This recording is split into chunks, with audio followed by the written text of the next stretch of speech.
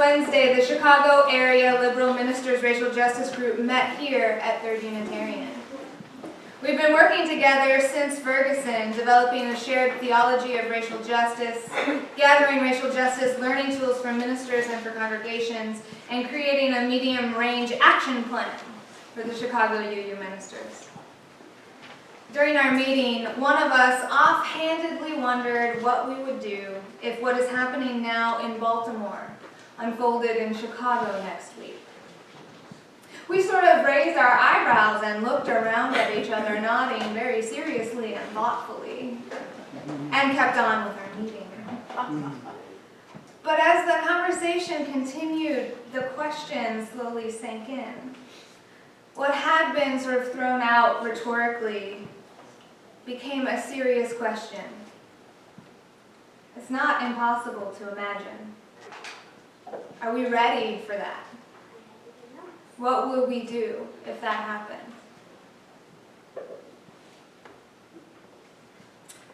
When I was a child, I got in a very large fight with my father when he shared a family recipe with the neighbors.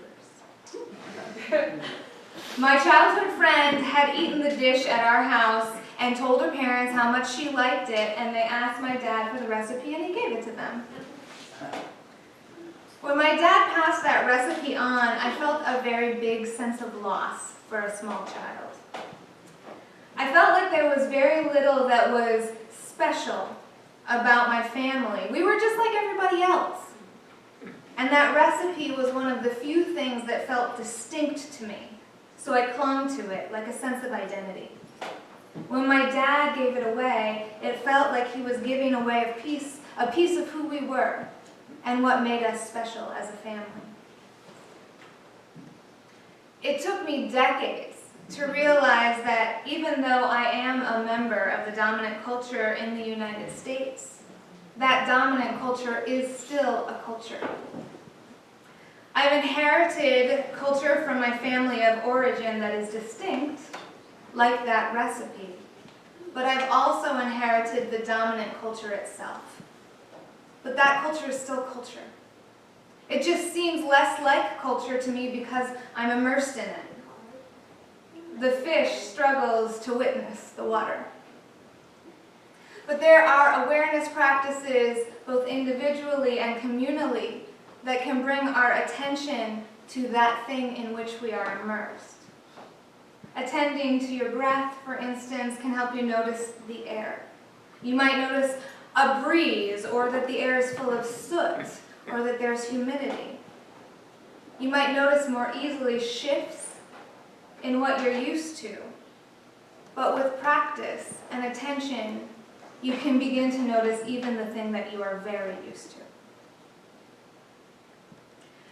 People most commonly notice their culture by either not being in it anymore, read going to China, or having a friend who is a member of a different subculture and visiting their family, or by having your culture bump up against a different culture. So I noticed my own culture for the first time when I moved to New York City for college. It was funny for a bunch of 18-year-old kids from all around the country to bond with one another by laughing at the ways that we differently pronounce words or differently named things. My favorite story was learning that ATMs have different names when you are not in Wisconsin anymore. So in Wisconsin, the most common ATM company is called Time, T-Y-M-E. And we always used that as a stand-in for ATM, the way people often call tissue Kleenex. So when I moved to New York, I discovered that this was a locally specific term when I was looking to withdraw cash and began walking up to strangers on the street and asking them if they knew where their nearest time machine was. It took a few tries of receiving some very weird reactions in order to figure out that New Yorkers call those machines ATMs. So that's the obvious stuff. That's the stuff that's above the surface of the water of culture.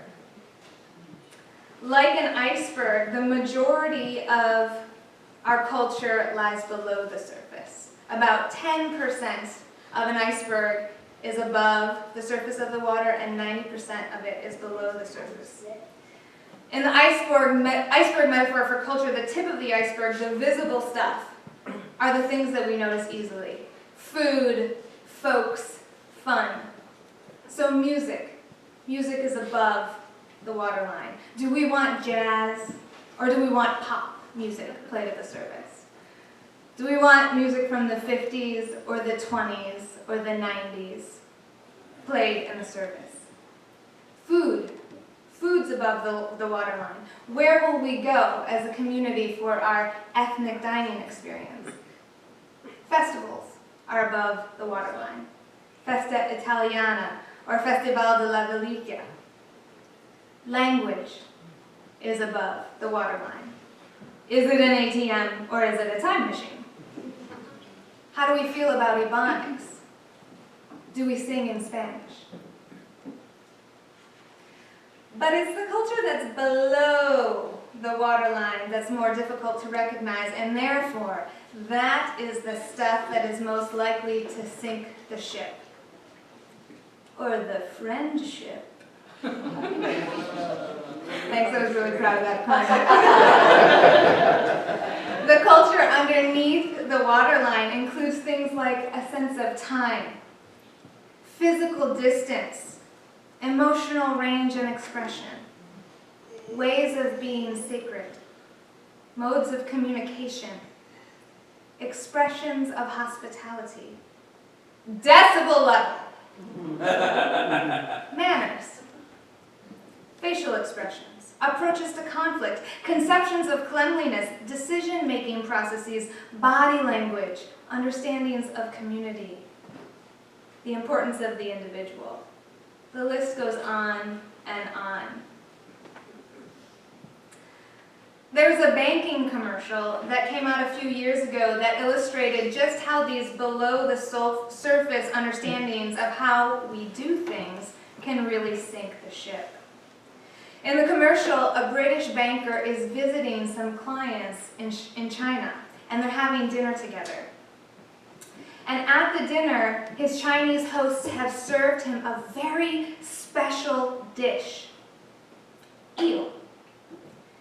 And helpfully, the eel is brought out to the British man live before they serve it to him. And it's sort of swimming around in the water, very snake-like, and he gets to look at it.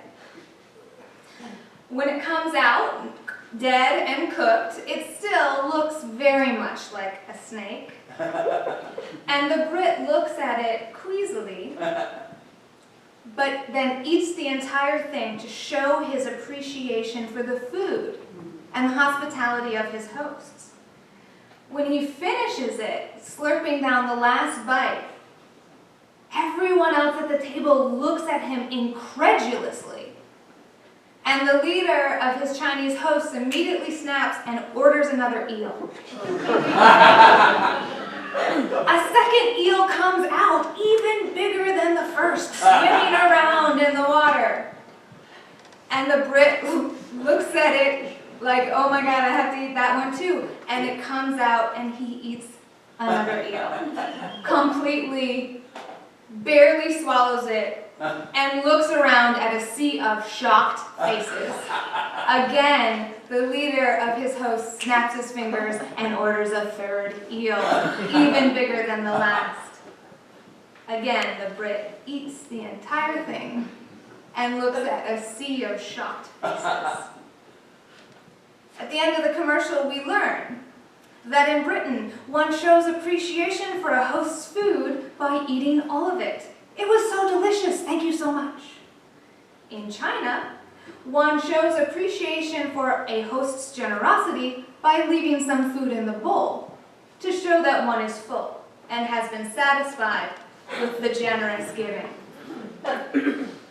So some very well-intentioned people ended up running into each other's cultural expectations. The Brit kept trying to show his appreciation by continuing to eat all of the eel.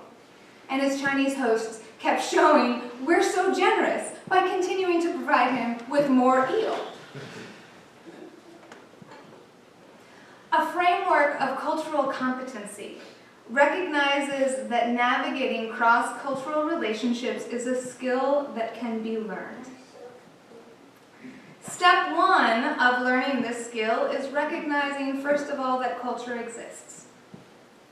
For many people, particularly those who are members of a dominant culture, but also anyone who hasn't spent a lot of time in another culture, there is work to be done around being able to recognize the specific elements of one's own culture. So culture is just the way we do things around here.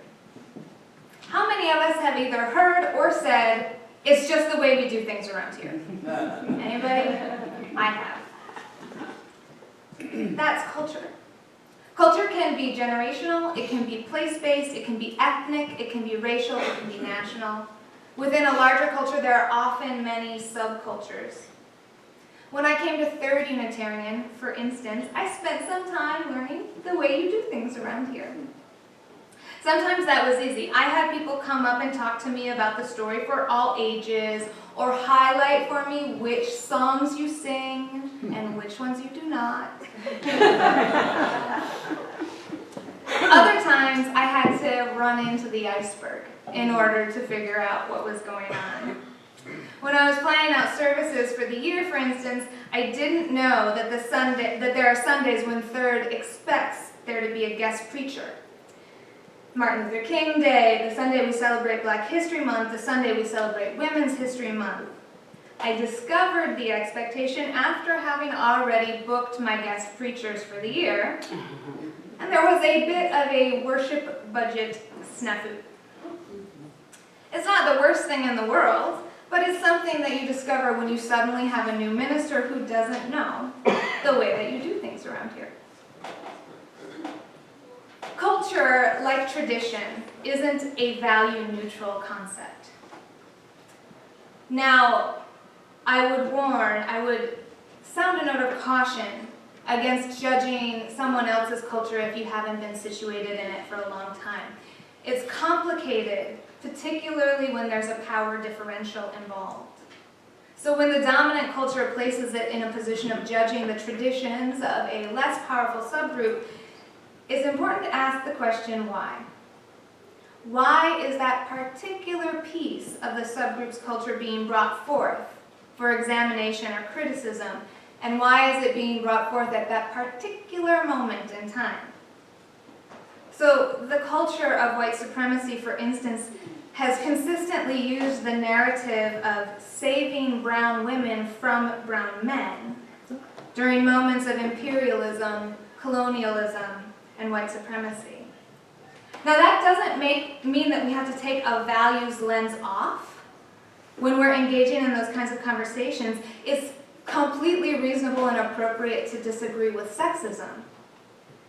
But it's helpful to be aware of why all of a sudden the mainstream media is suddenly terribly concerned about the well-being of Iraqi women when they were not particularly concerned about those same women's well-being during the US-backed sanctions of Iraq.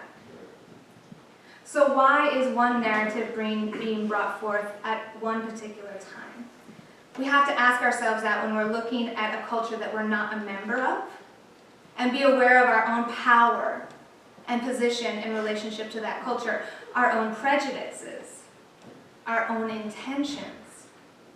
And we have to work to have some level of humility when engaging in that dialogue. It's easier to judge the value of traditions within our own culture. Sometimes the way we do things around here aids our work for justice, and sometimes it aids privilege and power. And sometimes it's just neutral. Here at Third, for instance, and in a lot of Unitarian Universalist congregations, the cultural expectation is to ask people to rise in either body or spirit, or rise as you are willing and or able. When I first came here, I was not saying that. I was just saying rise. Apparently, a few people were concerned about this issue. And eventually one of my worship associates, approached me to have a conversation about it and explained that the reasoning behind that is about accessibility and inclusivity concerns, Asking folks to rise in body or in spirit includes an invitation to everyone, regardless of physical ability. It's a cultural element of this congregation that broadens the spirit of church to include more people. So this was a positive value that I shared, and I adapted. I began saying rise in body or spirit immediately. It's now part of the way I do things around here.